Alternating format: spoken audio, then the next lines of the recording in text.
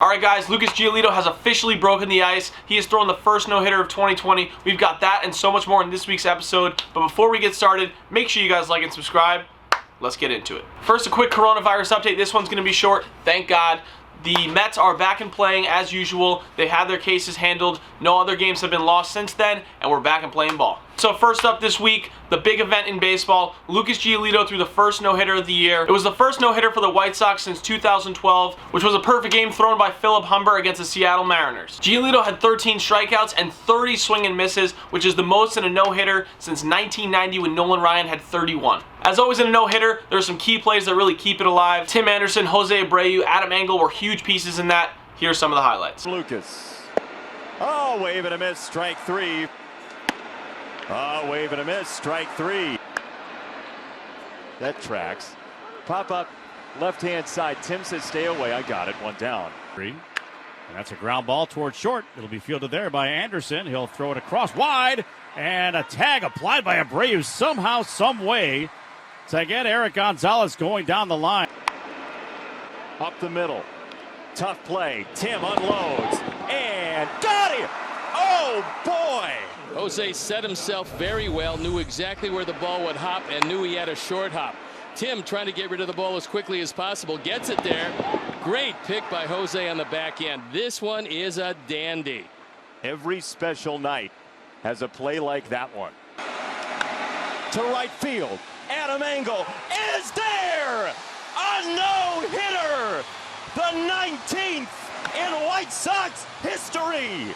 August 25th of 2020, Lucas Giolito no-hits the Pirates. Alright, up next, Zack Greinke threw the slowest pitch of 2020, coming in at a whopping 54 miles an hour. He told the hitter, Trey Grisham, that the pitch was coming and said, "I dare you to hit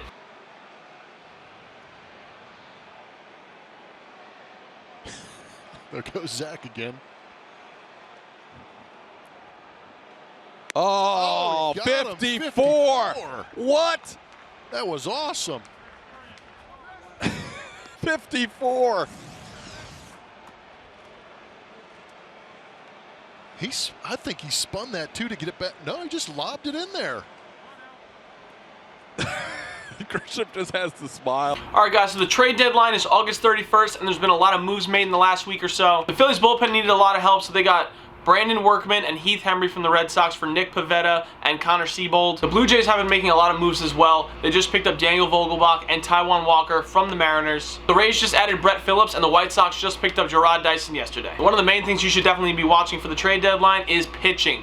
Everybody needs starting pitching and relief pitching. A lot of injuries, a lot of high ERAs this season. Teams, especially playoff contenders, are definitely going to be looking to make some moves to bolster their rotations and pitching staffs for the playoffs. Alright, so now it's time for a quick injury update. The Yankees still have a lot of guys in the IL, including Judge, Stanton, LeMahieu, Torres, and Britton. The injuries are really starting to show. They've gone 2-5 this week, and they're currently on a 5-game losing streak. For the Cardinals, Andrew Miller just hit the 10-day IL with some shoulder issues, and Madison Bumgarner, who had a lower back strain, is slated to come back very soon. The Diamondbacks are very optimistic. And finally, Steven Strasburg officially underwent surgery for his carpal tunnel. He is eyeing a comeback for 2021. Hopefully all goes well and we'll see him back next year. This past week, there was a police shooting in Wisconsin involving Jacob Blake that sent waves through the entire sports world. First, in the NBA, the Milwaukee Bucks decided not to play the game and walked off the court, which was followed by the Milwaukee Brewers electing not to play their game. A lot of other teams in the MLB decided they did not want to play, including the Dodgers and Mets. The Mets decided to take the field but ultimately walk off as a symbol of solidarity for the Black Lives Matter movement. And all of the Marlins and Mets have come out of their dugouts.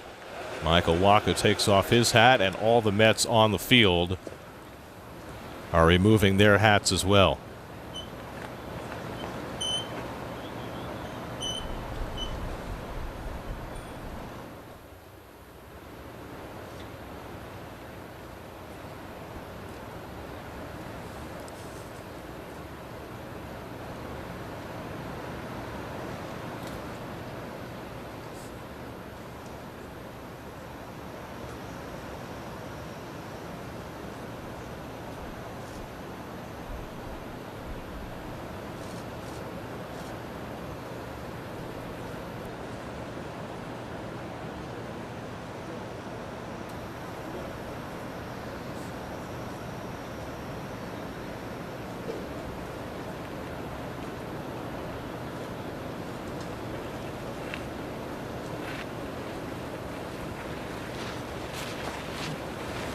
And now, after a moment of silence that lasted 42 seconds, the day before we celebrate Jackie Robinson Day, the Mets are exiting the field after both teams exchanged a wave of caps to one another.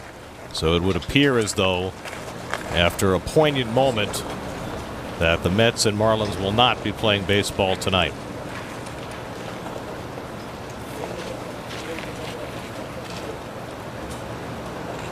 And a Black Lives Matter shirt left on top of home plate. There was some controversy with this, however, as their GM, Brody Van Wagenen, was caught on camera making some comments about Rob Manfred's handling of the situation. They're mulling that over. Baseball's trying to come up with a solution to say, no, you know, it'd be super powerful. Three of us here can't leave this room. They're saying, you know, it'd be really great if you just have them all take the field. Then they leave the field. And then they come back and play at 8:10. And I was like, what? What's it? Rob. Because Jeff's scheduling's going to be a nightmare. There's so much at stake. And I said, Jeff, that's not happening. They're not dealing with reality. They're not playing, but that's Rob's instinct. And Rob, not exactly what you and I were talking about. At leadership level, he doesn't get it. He just doesn't get it. And That's so... anyway, so we're waiting. Jeff wants to hear, as soon as we hear from the Marlins, Conforto should, whatever we do, we need to coordinate with the Marlins. So as soon as Conforto hears from Rojas, right? Miguel Rojas? Yeah. Let me know, because Jeff's standing by for that call, and then we can... Alright guys, now it is time for the Players of the Week. Up first this week in the NL, we have Manny Machado. Manny Machado has been raking this week, batting .542 with 5 home runs and 10 RBIs. Machado drives one towards deep left center field. Back goes Lewis at the wall. That ball is gone into the bullpen. Machado, likewise. 0-1, Manny. Deep left field. Car rushed and gone. Tie ball game. How about them boys? In the air to left field. It's deep, it's far, and that ball is gone. 2 in the first game. Now another one here. There goes Machado, swings, sends one out to right field. Reddick going back at the wall. It is gone. A 2-run home run for Manny Machado. Up next in the AL, we have Jose Abreu. Over the last 7 days, Jose Abreu has batted .474 with 7 home runs and 11 RBIs and no strikeouts at all. They'd be divided. Jose to right field. Well struck. Very well struck. Get out of here. Bring him home for the lead. Top 6. Oh, it hung. Jose in the air. Left field. Way back. Bring him home again. 0-2. Jose in the air. Left field.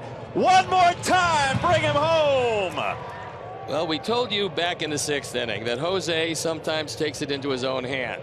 Alright guys, that's it for this week's recap. Again, make sure you like and subscribe, and check out our giveaway on TikTok. We just hit 100K on there, so make sure you go enter that. We'll see you next week. Peace.